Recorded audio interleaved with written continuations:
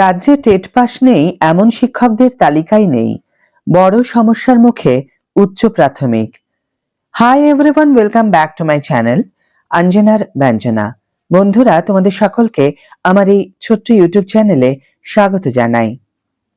কেন্দ্রীয় শিক্ষা মন্ত্রক এবং রাজ্য স্কুল শিক্ষা দফতরের মধ্যে শিক্ষকদের যোগ্যতা সংক্রান্ত তথ্য আদান প্রদান নিয়ে এক নতুন পরিস্থিতির সৃষ্টি হয়েছে।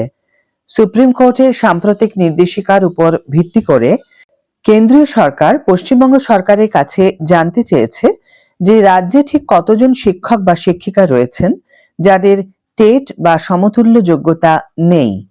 গত 31শে ডিসেম্বর স্কুল শিক্ষা ও সাক্ষরতা বিভাগের যুগ্ম সচিব প্রাচী পাণ্ডে এই মর্মে রাজ্যের কাছে বিস্তারিত পরিসংখ্যান তলব করেছেন। এই নির্দেশের মূল লক্ষ্য হল আদালতের রায়ের ফলে কতজন শিক্ষক প্রভাবিত হতে পারেন তার একটি স্বচ্ছ ধারণা তৈরি করা। কেন্দ্রের এই তলব রাজ্যের শিক্ষা দপ্তরে ব্যাপক তৎপরতা বাড়ালেও তথ্য সংগ্রহের ক্ষেত্রে বিশেষত উচ্চ প্রাথমিক স্তরে বড়সড় জটিলতা দেখা দিয়েছে। এখন প্রশ্ন হলো, প্রাথমিক স্তরের চিত্রটা ঠিক কেমন? প্রাথমিক শিক্ষক শিক্ষিকাদের ক্ষেত্রে তথ্য সংগ্রহের কাজ অনেকটাই এগিয়েছে। জেলা প্রাথমিক বিদ্যালয় সংসদ অর্থাৎ ডিপিএসসি এবং বিদ্যালয় পরিদর্শকদের অর্থাৎ ডিআই এদের মাধ্যমে ইতিমধ্যেই পঠন পাঠনের সঙ্গে যুক্ত শিক্ষকদের তালিকা তৈরির কাজ হয়েছে। বিকাশ ভবন এবং সংশ্লিষ্ট দপ্তরের অন্দরমহল থেকে প্রাপ্ত তথ্য অনুযায়ী বেশ কিছু গুরুত্বপূর্ণ পরিসংখ্যান উঠে এসেছে। ১. রাজ্যে বর্তমানে প্রাথমিকে কর্মরত শিক্ষকের সংখ্যা প্রায় ১,৪০,০০০। ২. এর মধ্যে প্রায় ৬০,০০০ শিক্ষক এমন রয়েছেন যাদের নিয়োগ টেট পরীক্ষার মাধ্যমে হয়নি। ৩. এই বিপুল সংখ্যক শিক্ষকের বড় অংশ ২০০৬ থেকে ২০১০ সালের মধ্যে তৎকালীন নিয়ম মেনে ডিপিএসসির মাধ্যমে হয়নি। ৪. এই বিপুল সংখ্যক শিক্ষকের বড় অংশই ২০০৬ থেকে ২০১০ সালের মধ্যে তৎকালীন নিয়ম মেনে ডিপিএসসির ১০০ নম্বরের ইন্টারভিউ বা পরীক্ষার মাধ্যমে নিযুক্ত হয়েছিলেন, ফলে তাদের টেট সংক্রান্ত নথি থাকার কথাও নয়। উচ্চ প্রাথমিকে কেন তৈরি হয়েছে এই জটিলতা? প্রাথমিকের হিসাব মোটামুটি পরিষ্কার হলেও পঞ্চম থেকে অষ্টম শ্রেণী বা উচ্চ প্রাথমিক স্তরের শিক্ষকদের তথ্য আলাদা করতে গিয়ে হিমশিম খাচ্ছে প্রশাসন। এর পিছনে মূল কারণ হল রাজ্যের দীর্ঘদিনের পুরনো নিয়োগ পদ্ধতি।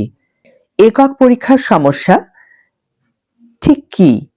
১৯৯৮ সাল থেকে শুরু করে ২০১৬ সালে আগে পর্যন্ত পশ্চিমবঙ্গে স্কুল সার্ভিস কমিশন অর্থাৎ এসএসসি পঞ্চম শ্রেণী থেকে দশম শ্রেণী পর্যন্ত শিক্ষক নিয়োগের জন্য একটি মাত্র অভিন্ন পরীক্ষা নিত। অর্থাৎ পঞ্চম শ্রেণীতে যিনি পড়াচ্ছেন এবং দশম শ্রেণীতে যিনি পড়াচ্ছেন তারা একই প্যানেলভুক্ত হতেন। বর্তমান নিয়মে উচ্চ প্রাথমিক অর্থাৎ পঞ্চম থেকে অষ্টম এবং মাধ্যমিক অর্থাৎ নবম দশম স্তর আলাদা হলেও পুরনো নথিতে এই বিভাজন করা কার্যত অসম্ভব। এখন নর্মাল সেকশন এবং প্যানেল বিভ্রান্তিটা কি? যেহেতু পরীক্ষা এবং প্যানেল এক ছিল, তাই এখন হঠাৎ করে পুরনো নথিপত্র ঘেঁটে বের করা কঠিন যে কে শুধুমাত্র উচ্চ প্রাথমিকের জন্য নিযুক্ত আর কে মাধ্যমিক স্তরের জন্য। বিশেষত নর্মাল সেকশনের শিক্ষকদের ক্ষেত্রে এই পৃথকীকরণ আরো জটিল হয়ে দাঁড়িয়েছে। ফলে টেট উত্তীর্ণ নন এমন উচ্চ প্রাথমিকের শিক্ষকের সঠিক সংখ্যা নির্ণয় করা দফতরের কাছে চ্যালেঞ্জ হয়ে দাঁড়িয়েছে। ডিজিটাল পোর্টাল এবং প্রশাসনিক পদক্ষেপ তাহলে কি? প্রশাসনিক আধিকারিকদের একাংশের মতে বর্তমান যুগে তথ্যের অভাব হওয়ার কথা নয়। রাজ্যের শিক্ষক ও শিক্ষাকর্মীদের বেতন প্রক্রিয়া পরিচালিত হয় IOSMS পোর্টালের মাধ্যমে। নিয়ম অনুযায়ী প্রতিটি শিক্ষকের নিয়োগ সংক্রান্ত খুঁটিনাটি সেখানেই থাকার কথা। তবে সমস্যা হলো পোর্টালে ব্যক্তিগত তথ্য থাকলেও সামগ্রিকভাবে টেটবিহীন উচ্চ প্রাথমিক শিক্ষকের তালিকা ফিল্টার করা বা যাচাই করা সময় সাপেক্ষ। বিশদে না খতিয়ে দেখে তাড়াহুড়ো করে কোনো সংখ্যা কেন্দ্রে পাঠানো সম্ভব নয় বলেই মনে করছেন দফতরের কর্তারা। এই অনিশ্চয়তা এবং তথ্য সংগ্রহের ধীর গতি উচ্চ প্রাথমিকের শিক্ষক এবং প্রধান শিক্ষকদের মধ্যে উদ্বেগের বাতাবরণ তৈরি করেছে। তাহলে প্রশ্ন হলো, ভবিষ্যৎ পরিকল্পনা এবং শিক্ষক সংগঠন কি করে হবে?